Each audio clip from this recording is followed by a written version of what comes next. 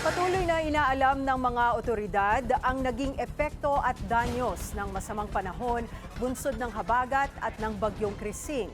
Ang detalye sa Agenda Weekend Report ni Paulo Barcelon.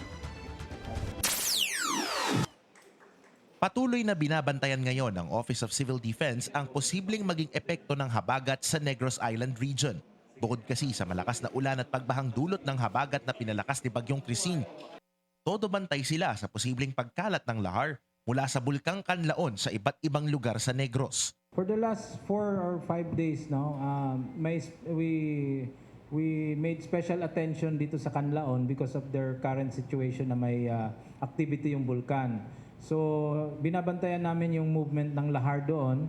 But so far, wala naman ganun, no? Walang reports on movement of the lahar.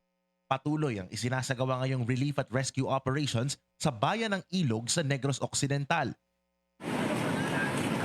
Ito'y matapos na umapaw ang Malabong River. Nagsisimula na ring magpamigay ng family food pack sa Bagos City. Nagsimula na rin ang clearing operations sa bayan ng La Castellana sa Negros Occidental. Sa bayan naman ng Sebaste sa Antique, rumaragas ang ilog naman ang kinailangang tawirin ng DSWD makapaghatid lang ng ayuda sa mga apektadong residente. Nananatili namang not passable sa lahat ng uri ng sasakyan ang bahagi ng Camp 6 sa Cannon Road sa Tuba Benguet dahil sa patuloy na pagbagsak ng mga bato sa kalsada. Sinimula na ring i-clear ang ilang daanan sa Itogon Benguet dahil rin sa landslide. Kiniklear na rin ang mga daang apektado ng landslide sa La Union. Batay naman sa datos ng DSWD, lampas 151,000 na pamilya o mahigit kalahating milyong individual ang apektado ng Bagyong Krising at ng habagat.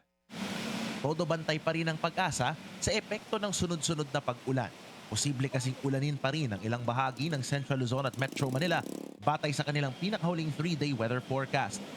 Para sa Agenda Weekend, Paulo Barcelon, Billionario News Channel.